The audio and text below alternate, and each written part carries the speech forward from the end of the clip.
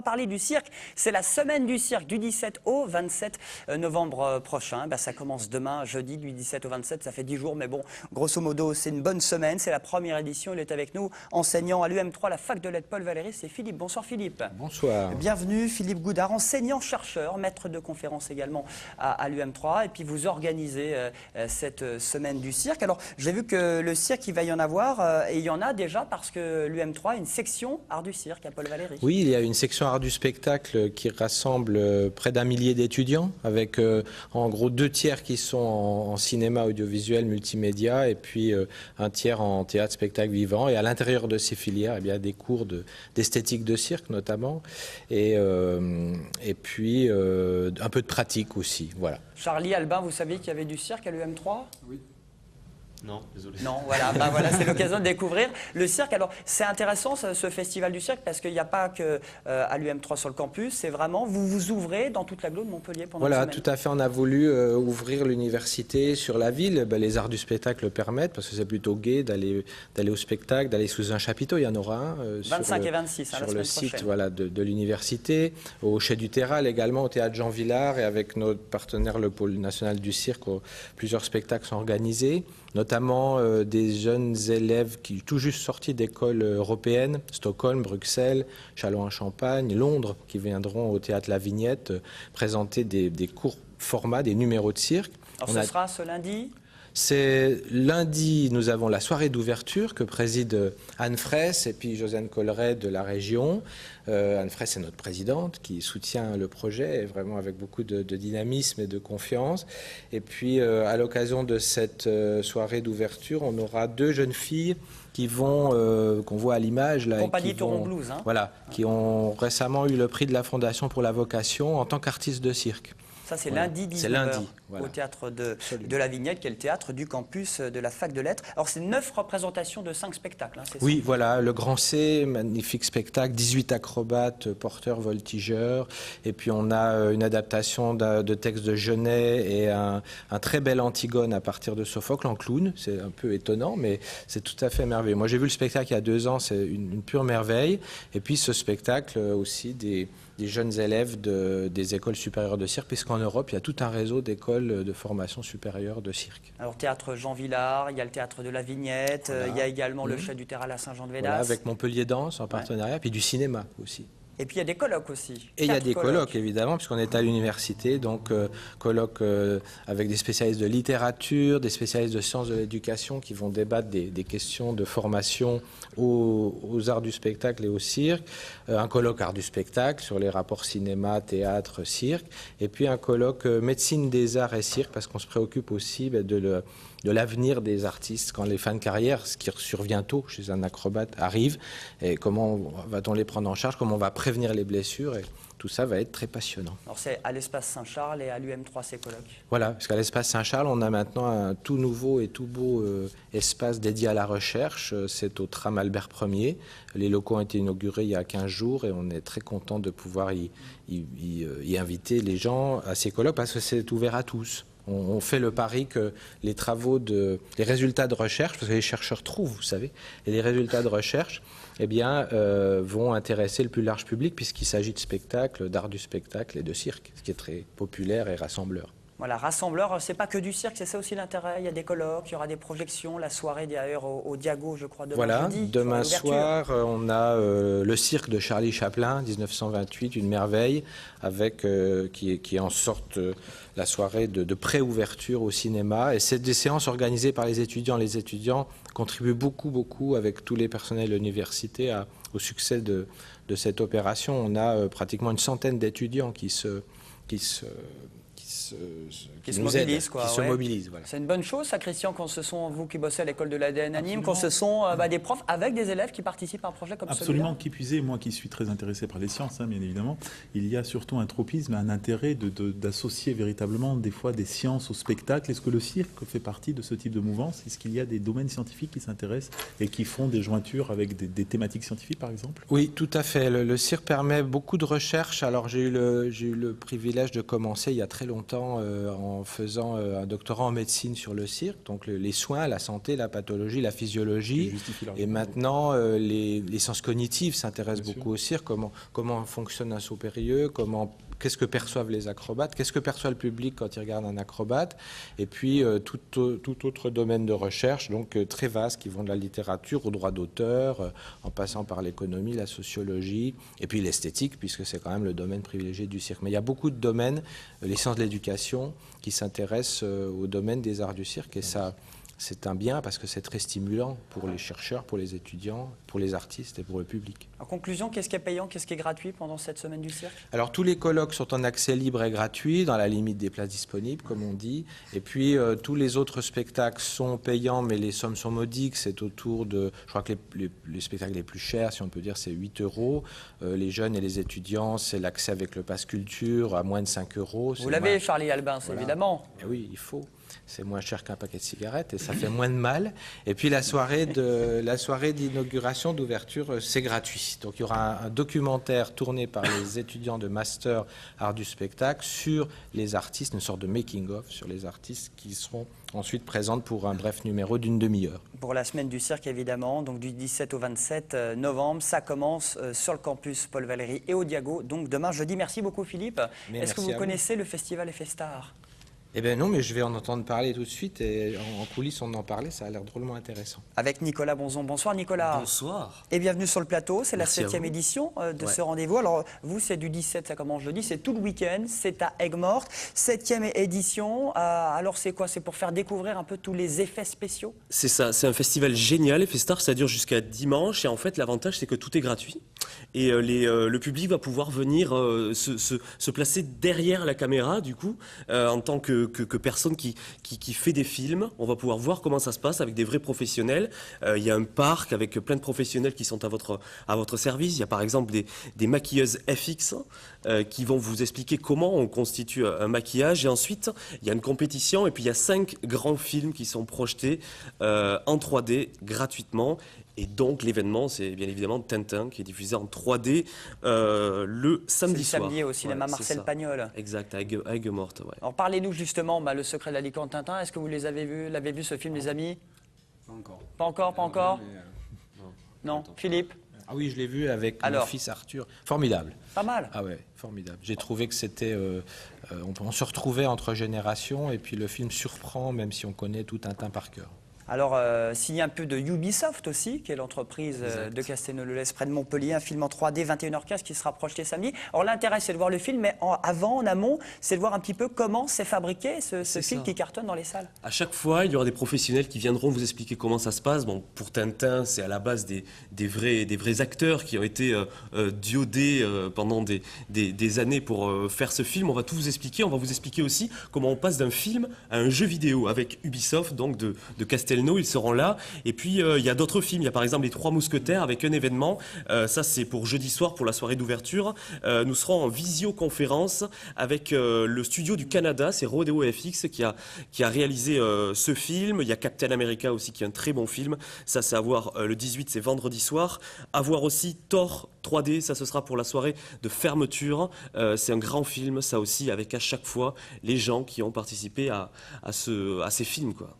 Alors c'est pour comprendre un peu la différence entre la 3D image de synthèse et puis la 3D relief où on met ses lunettes. Exact, c'est ça. Il y aura des lunettes. Alors, important, si vous venez, c'est gratuit. Vous venez avec une carte d'identité. Nous, on vous prête des lunettes et à la sortie, ça c'est important, vous nous rendez les lunettes, ça c'est le plus important. Et surtout, la carte d'identité. Sinon, vous ne pouvez pas rentrer, c'est dommage si vous venez sur ce festival. Je voudrais aussi signaler qu'il y a un spectacle génial à la Chapelle des Capucins. C'est un spectacle de pyrotechnie. Mystery. Ouais, c'est ça, Mystery. Si certains aiment Harry Potter, ils vont se régaler. C'est un truc hallucinant que j'ai vu. On passe une heure assis, scotché sur sa chaise. C'est génial. Voilà, comment vous expliquer. Il y a des feux d'artifice, il y a de la musique, il y a des vrais acteurs. C'est vraiment super. Et puis il y a des compacts de films également, de cinquantaine de films qui seront projetés. Entre les films live et les 3D animations, il y a 2 catégories cette année. C'est ça, il y a plusieurs catégories. jury, il y a des professionnels. Vous aussi, vous pourrez aller participer, donc pas à cette sélection, parce qu'il y a un jury, bien évidemment, mais voilà, donc il y a plein de films en sélection. Et je voudrais signaler, ça c'est la petite anecdote, que dans le jury, il y a Fabien Ramblier. Et Fabien Ramblier, c'est celui qui était Jérôme dans Premier Baiser. Aujourd'hui, il est devenu réalisateur 3D. Les Donc années ça, c'est 2000, juste pour les gens. 95, le miel et les abeilles. Oh là là, hein, Christian. Absolument. Que de souvenirs. Donc, Fabien Quel beau Ramblier fait souvenir. partie du jury, voilà. Bon, j'ai vu qu'on m'a dit qu'il y avait Gérard Depardieu à Aigues-Mortes en ce moment. Il paraît qu'on va pouvoir assister à un tournage de La Star qui est à Aigues-Mortes cette semaine. C'est possible, il est C'est souvent dans la possible. région, Gérard Depardieu. Il aime beaucoup le vin de la région, notamment. Le vin. Et je pense qu'il sera à Aigues-Mortes, j'espère en tout cas. On l'espère qu'il viendra nous voir Tintin, pourquoi pas. Bah pourquoi pas. Là, alors c'est projeté donc ce samedi, ça. Hein. Tintin, c'est samedi, exactement. Et puis donc les Trois Mousquetaires en Les Trois Mousquetaires. ouverture. En ouverture, donc rapidement, il y a Captain America le vendredi, il y a Océanosaure 3D. Ça, c'est un film qu'on peut voir au Futuroscope et c'est assez rare de le voir dans la région. C'est un film hallucinant, fait en 3D. C'est le premier documentaire français en 3D. Et c'est un film qui nous parle des mammifères marins dans la préhistoire. Donc c'est un grand film à voir aussi. Bon, du 17 au 20 novembre, ça commence donc demain jeudi pour FStar. C'est la 7e édition pour découvrir tous ces films d'animation, d'autant plus que c'est gratuit, hein, salle Ça, Marcel tout est Pagnol. Et tout est gratuit, puis voilà, pensez à la carte d'identité. Ça, c'est important. Hein. Ouais. Et vive la 3D et chaussez vos lunettes. Exact. Hein. On enchaîne avec la Merci chronique beaucoup. science. Merci Nicolas. Voici la chronique science de Christian.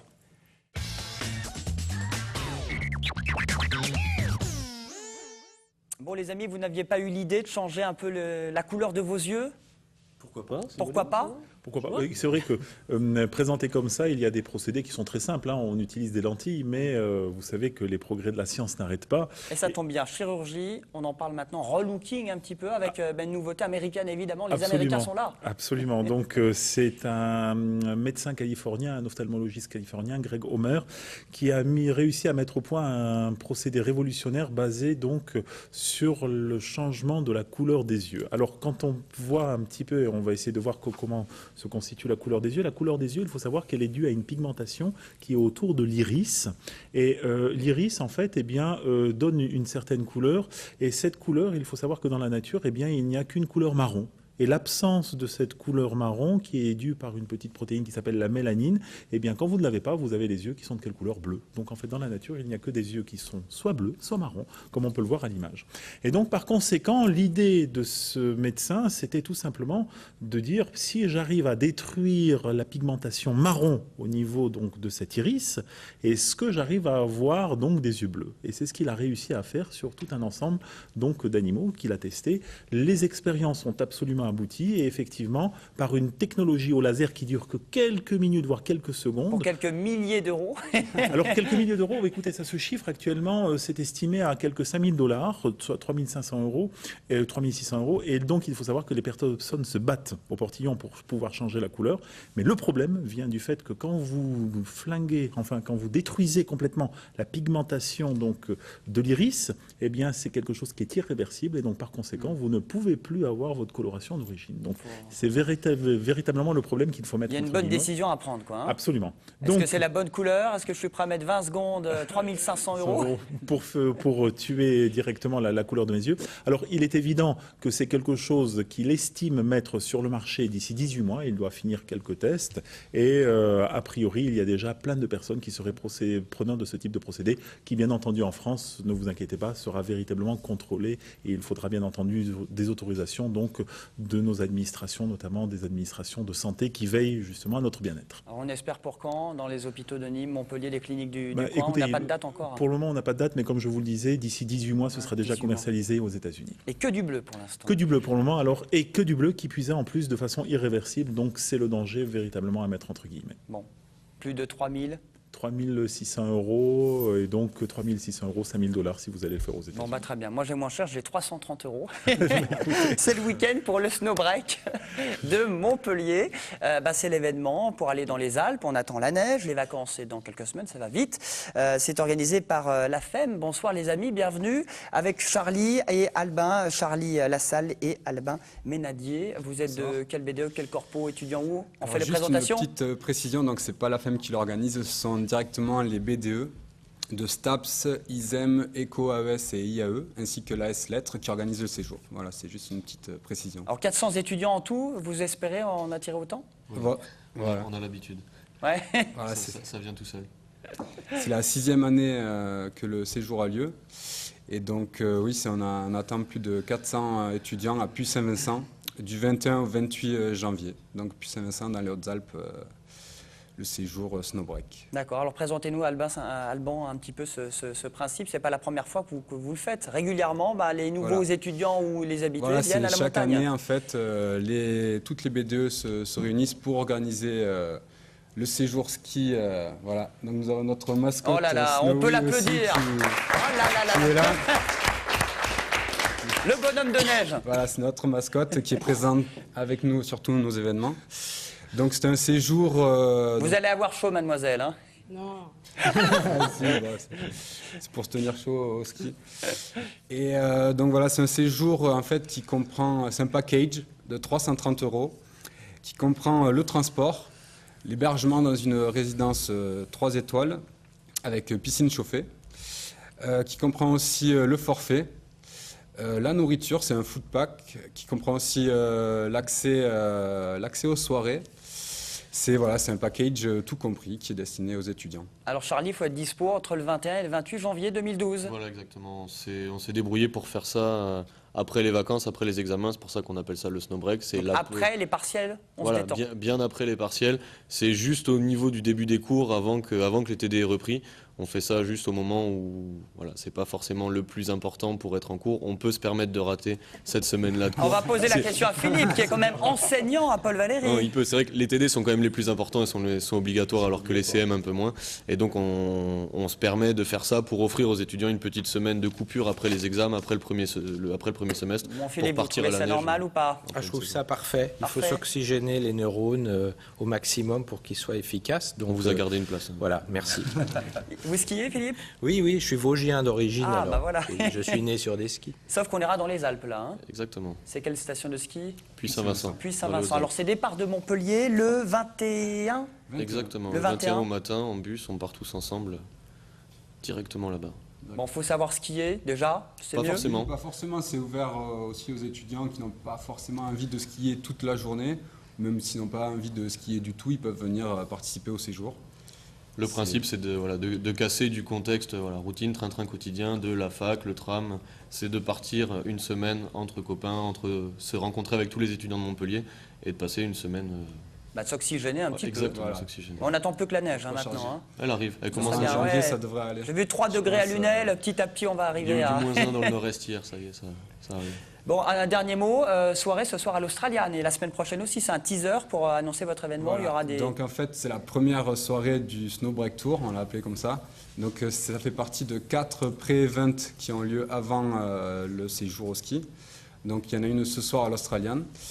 La semaine prochaine aussi, le 1er décembre, ça va être Monster Club. Et la dernière soirée, le 7 décembre aussi à l'Australian. Bon, très bien, ça risque d'être plutôt sympathique avec, je crois, des forfaits et puis un package Voilà, à gagner. tout à fait. Et dans le cadre de votre snowbreak, vous savez qu'il y a des fois certaines universités, même certaines écoles, qui prévoient les invitations pour les enseignants. Est-ce que c'est le cas aussi ou pas? Ah oui, c'est ouvert. Non, mais est-ce que vous les invitez? C'est négociable. C'est négociable. On peut en Très bien. parler. On en Pour parlera. 330 €, il y a le Facebook, il y a les infos sur Internet et on vient ce soir à l'Australian. www.snowbreak-montpellier.fr et sur Facebook aussi, Snowy, on peut retrouver, il y a notre mascotte qui est présente, donc toutes les infos sont reliées. Bon, je suis impatient de la voir pendant la pub.